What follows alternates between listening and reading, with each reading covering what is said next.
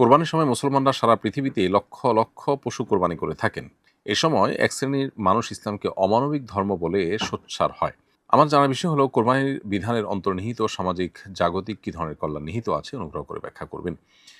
প্রথম কথা হলো যে কোরবানির এই বিধান শুধু নয়, আল্লাহ রাব্বুল আলামিন যখন কোনো বিধান আমাদেরকে দান করবেন, কোরআন এবং হাদিসের আলোকে যখন কোনো বিধান সাব্যস্ত হবে সেটা মানুষের জন্য কল্যাণকর বিবেচিত হবে। অর্থাৎ তার কোনো বাহ্যিক এবং জাগতিক উপকারিতা আমাদের বুঝে আসুক বা না আসুক, আল্লাহ তাআলা দিয়েছেন সেটা সন্দেহাতীতভাবে মানব জাতির জন্য কল্যাণকর। বিধায় সেটিকে আমাদেরকে আমল করে যেতে হবে। সেই ইয়াকিন এবং বিশ্বাস রেখে ইসলামের বহু বিধানের উপকারিতা শত শত বছর, হাজার হাজার বছর পর, অর্থাৎ যখন এই বিধান নাজিল হয়েছে তার বহুকাল পর মানুষ তার উপকারিতা টের পেয়েছে। তো এজন্য কোনোটি আমরা উপকারিতা আবিষ্কার করতে পারিনি বলে উপকারিতা নেই, ব্যাপারটি সেরকম নয়, বরং সীমিত বুদ্ধিতে আল্লাহ তাআলা বিধানের উপকারিতা না বোঝাটা এটা কঠিন কোনো বিষয় বা অস্বাভাবিক কোনো বিষয় নয়।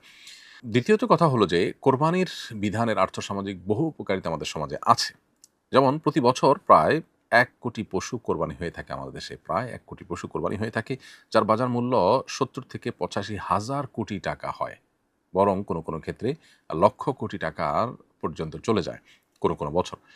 তো এত টাকার লেনদেন একটা সমাজে যখন কোরবানিকে ঘিরে হয়, তখন কোরবানির আর্থসামাজিক উপকারিতা কী সেটা আর খুলে সম্ভবত ব্যাখ্যা করবার প্রয়োজন হয় না। তাছাড়া কোরবানিকে ঘিরে চামড়া শিল্প থেকে নিয়ে কাঠের গুঁড়ি ব্যবসা করা মানুষ, কামার, তারপরে পশুপালনকারী, গ্রামের প্রত্যন্ত অঞ্চলের গরিব মানুষ ২টি বাছুরকে সারা বছর পালন করে, ২ বছর পালন করে তারা অনায়াসে এটা বিক্রি করে তাদের সংসার সারা বছর পরিচালনা করতে পারেন। একটা সময় আমাদের দেশে কোরবানির বাজারে আমরা দেখতাম বাইরের, অর্থাৎ ইন্ডিয়ার সাদা গরুতে ৬ লাভ থাকতো। এগুলো ছাড়া কোরবানির বাজারের চাহিদা পূরণ করা যেত না। এখন আলহামদুলিল্লাহ গত বেশ অনেক বছর যাবৎ আমরা দেখতে পেয়েছি যে কোরবানির পশু, দেশি পশু দিয়ে কোরবানির চাহিদা পূরণ হচ্ছে এবং ইন্ডিয়ান পশু বাজারে সেরকম একটা দেখা যায় না। এই যে দেশের মানুষ পশু প্রতিপালনে আগ্রহী হয়ে উঠেছেন এবং ব্যাপক পরিমাণ পশু প্রতিপালন হয়েছে, আমরা পশু প্রতিপালনে সম্পন্ন হয়েছে আলহামদুলিল্লাহ। এটা কিন্তু কোরবানির সুফল সুস্পষ্টভাবে। কোরবানি না হলে এটা এতটা দ্রুত গতিতে হতো না।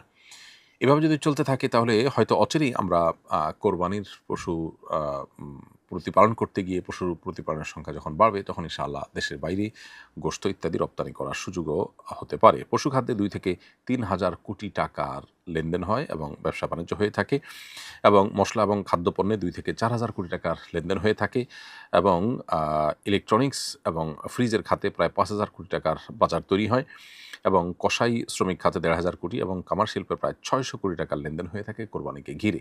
আরও কত মানুষের রুটি রিজিকের ব্যবস্থা যে কোরবানিকে ঘিরে হয় সেটা বলার অপেক্ষা রাখে না। বিধায় এরকম একটা উপকারী বিষয় যদি কেউ আ মানে ন্যূনতম বুঝে থাকেন, তাহলে তিনি কোরবানিকে ওয়েলকাম করা ছাড়া তার বিরোধিতা করা, তিনি অমুসলিম হলেও, ইসলামের প্রতি বিদ্বেষ থাকলেও বা নাস্তিক হলেও তার দ্বারা এটা সম্ভব হওয়ার কথা নয়। আমি গত হাটে কোরবানির পশু ক্রয় করেছিলাম। পছন্দ না হওয়ায় আবার বিক্রি করে দিয়েছি। এখন গরু নয়, ছাগল কিনতে চাচ্ছি, কোনো সমস্যা আছে কিনা? কোরবানির গরু কেনার পর আ সেটা কোরবানি করা উচিত, করতে পারলে ভালো হয়। যদি কোনো কারণে বিক্রি করতে হয়, যৌক্তিক কোনো কারণে, তাহলে সেটা জায়েজ আছে এবং সেটা বিক্রি করে অন্য কোনো পশু কেনাও যেতে পারে। ঈদের দিন দেখা যায় কোরবানি সম্পন্ন করার পর আমাদের সমাজে অনেক মানুষ বর্জ্য যথাযথভাবে পরিষ্কার করেন না। ফলে পরিবেশ দূষিত হয় এবং সাধারণ মানুষের কষ্টের কারণ হয়। এ বিষয়ে সকল মুসলমানদের উদ্দেশ্যে সচেতনতামূলক ও সতর্কতামূলক আহ্বান জানাবেন আশা করি। ধন্যবাদ প্রিয় দর্শক। খুবই গুরুত্বপূর্ণ একটি বিষয় আপনি আমাদের দৃষ্টিতে এনেছেন। আমরা প্রতি বছরই এ বিষয়ে কথা বলবার চেষ্টা করি। আমাদের কোরবানির পশুর বর্জ্য, রক্ত কোনো কিছু যেন কোনো পথচারীদের বা আশপাশে চলাচলকারীদের বা বসবাসকারীদের কোনোভাবে কষ্টের কারণ না হয়, অসুবিধার কারণ না হয়, বিষয়টি লক্ষ্য রাখা আমাদের কর্তব্যের অংশ। আমরা কোরবানি করি যে আল্লাহকে খুশি করবার জন্য। সেই কোরবানি করার পর আমাদের দায়িত্বজ্ঞানহীনতা বা আমাদের দায়িত্বহীন কোনো কাজকর্ম, এটি যদি আল্লাহর অসন্তুষ্টির কারণ হয়, তাহলে সেক্ষেত্রে এই কোরবানি অর্থবহ হলো না। বরং এই কোরবানির মাধ্যমে সওয়াবের পরিবর্তে আমরা গুনাহগারও হতে পারি।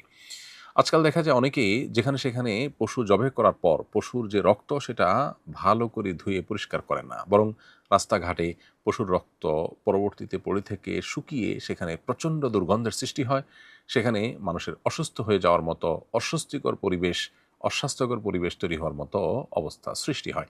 তো এটা অবশ্যই গুনাহের কাজ। কোনো ঈমানদারের জন্য এটা জায়েজ নয়। যেখানে রাস্তায় কষ্টদায়ক কিছু কেউ ফেলে রাখলে, এমন কিছু যদি ফেলে রাখে যা মানুষের কষ্টের কারণ হয়, অসুবিধার কারণ হয়, সেটা তুলে ফেলাটা ইমানের অঙ্গ হাদিসে সুনির্দিষ্ট করে বলা হয়েছে।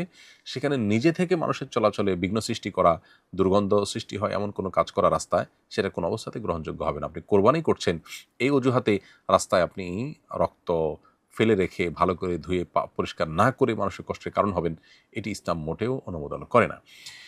অনেকে আছেন যে গরুর নাড়ি ভুঁড়ি এগুলো যেখানে সেখানে ফেলে দেন।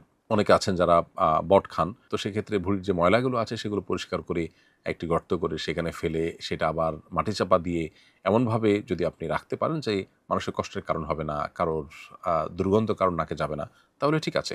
কিন্তু আপনি ভুঁড়ির ময়লাগুলো যেখানে সেখানে ফেলে দিলেন। আপনি একটা আপনার খালে, বিলে, রাস্তার ধারে জাস্ট ওটা ফেলে দিয়ে আপনি চলে আসলেন এবং দিনের পর দিন, মাসের পর মাস এটির দুর্গন্ধ মানুষের কষ্টের কারণ হলো, অনেকে অসুস্থ হলো, তাহলে সেক্ষেত্রে সন্দেহাতীতভাবে এটি গুনাহের বিষয় হবে। অতএব কোরবানির পশুর বর্জ্য, এমনকি মলমূত্র, রক্ত, তার বুড়ির যে ময়লা, এগুলো অবশ্যই আমাদেরকে যথাস্থানে ফেলে দিতে হবে যাতে মানুষের কষ্টের কারণ না হয়। কোরবানির আগে এবং কোরবানির পরে আমাদেরকে এ বিষয়ে যথেষ্ট দায়িত্বশীলতার পরিচয় দিতে হবে। না হলে আমরা কিন্তু আল্লাহর কাছে গুনাহগার হওয়ার সমূহ আশঙ্কা আছে। অতএব একজন মুসলিম হিসাবে আমরা কোনো মানুষের কষ্টের কারণ হব না। নবী করিম সাল্লাল্লাহু আলাইহি ওয়াসাল্লাম বলেছেন, আল মুসলিম মান সালিম আল মুসলিমুনা মিন লিসানি ওয়া ইয়াদি। যে মুসলমানের হাত এবং মুখ দ্বারা অন্য মুসলমান নিরাপদে থাকে, কারো কষ্টের কারণ না হয়, তিনি হলেন সত্যিকারের মুসলমান। অতএব আমাদের কোরবানির পশুর বর্জ্য, সেটা জবের আগে মলমূত্র হোক আর জবের পরে রক্ত বা অন্যান্য বর্জ্য হোক, এগুলোকে পরিষ্কার করা, যথাস্থানে ফেলা, এটি আমাদের নৈতিক এবং দ্বীনি দায়িত্ব, ইমানি দায়িত্ব। আমরা সেই দায়িত্বটাকে যথাযথভাবে পালন করার চেষ্টা করব। না হলে এই কোরবানি আমাদের অর্থহীন হতে পারে, বরং গুনাহের কারণও হতে পারে। আল্লাহ আমাদেরকে বোঝার তৌফিক দান করুন। ঈদের নামাজের আগে কোরবানির পশু জবাই করা যাবে কিনা? উত্তর হলো না, ঈদের নামাজের পর কোরবানির পশু জবাই করা যাবে। জবাই করলে তার কোরবানি সহিহ হিসাবে বিবেচিত হবে না, তবে সে পশুর গোশত খাওয়া যাবে, জাস্ট এটুকু।